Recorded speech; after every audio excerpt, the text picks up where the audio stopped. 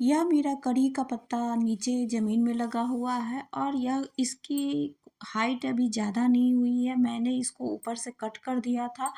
मुझे ज़्यादा हाइट का प्लांट नहीं चाहिए था, तो इसीलिए मैंने इसकी हाइट को छोटा ही रखा और इसकी देखिए ग्रोथ बहुत ही अच्छी होती है। अभी इसमें सारे के सारे नए पत्ते आए हैं और इसकी पत्तियाँ भी बड़ी साइज़ की होती है। तो इस तरह से आप अपने कढ़ी पत्ते की भी ग्रोथ बहुत ही अच्छी रख सकते हैं और उसके लिए आप अपने घर में ही मौजूद इस सामान से इसके लिए बहुत ही अच्छी खाद बना सकते हैं। तो यहाँ पे देखिए जितने भी किचन से छिलके निकलते हैं उनको मैंने इकट्ठे कर लिए। अभी सर्दी के मौसम में बहुत ही अच्छी मात्रा में मटर के छिलके निकलते हैं, बहुत ही अच्छी तरह से सारे सब्जियों के छिलकों को मैंने इकट्ठा कर लिया। कुछ सब्जियों के छिलके को मैंने 1-2 दिन की धूप दिखा दी थी। तो इस तरह से गीला और सूखा का समान मात्रा हो जाने से कोई भी फंगस नहीं लगता है और कोई ऐसा नहीं होता है कि इसमें कोई बदबू आती है और बहुत ही अच्छी मात्रा में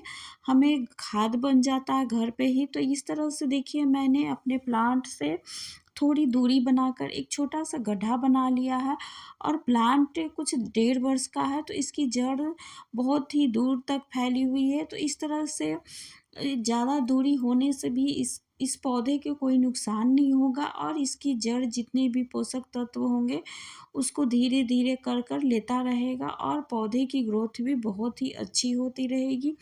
तो देखिए मैंने यहाँ पे सबसे पहले सूखे हुए टहनियों को डाला है, तो यह छत से ही जितने प्लांटों की कटाई-छँटाई होता है उसी का बचा हुआ टहनी है।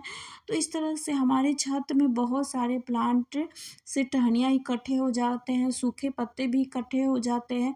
तो आप अपने जितने भी आपके घर में मौजूद हो उसी का यूज़ करके आप गत्ते का भी यूज़ कर सकते हैं, पेपर का भी यहाँ यूज़ कर सकते हैं। तो इस तरह से घर में ही अवेलेबल सामान से आप अपने पौधे के लिए बहुत ही अच्छी पोषक खाद आप अपने पौधे को दे सकते हैं। तो यहाँ पे देखिए मैंने यहाँ पे थोड़े से लहसुन के छिलके को भी डाला है और प्याज के छिलके को भी डाला है।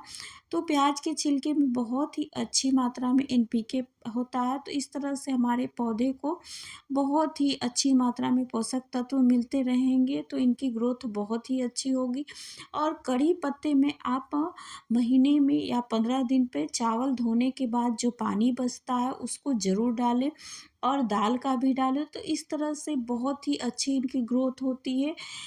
ऐसा नहीं है कि बहुत फास्ट हो जाएगी, लेकिन धीरे-धीरे होगी इनको डालने से और मिट्टी भी बहुत ही अच्छी तरह से बना रहता है। मिट्टी में उर्वरक बनी रहने से पौधे की ग्रोथ भी बहुत ही अच्छी रहता है और मिट्टी का भी जितनी उर्वरक क्षमता होती है वो धीरे-धीरे बढ़ता रहता है। तो इस तरह से देखिए मैंने यहाँ पे थोड़े से खट्टी छाछ को डाला है, तो इस तरह से इसको डालने से बहुत ही जल्दी खाद बनता है। तो देखिए मैं इसको थोड़े से पानी से पूरी तरह से भिगा देती हूँ। तो इस यहाँ पे मैंने 4-5 दिन से पानी नहीं डाला था, तो पूरी तरह से मिट्टी भी सूखा हुआ है। तो इस तरह से देखिए सारे भी जब इसमें पानी का मॉइस्चर बना रहता है तो आपका खाद बहुत ही अच्छी तरह से बनता है।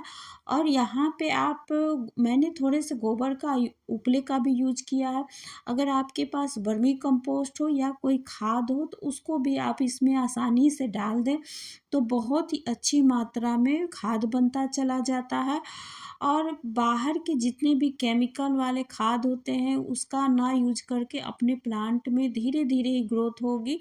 इसका यूज़ करें तो बहुत ही अच्छी मात्रा में आपको अपने ही घर पे ऑर्गेनिक सब्जियां मिलते रहेगी। और देखिए मैंने इसको पूरी तरह से भर दिया है और यहाँ पे देखिए बहुत ही हेल्दी प्लांट है। तो आप सभी का वीडियो देखने के लिए बहुत-बहुत धन्यवाद।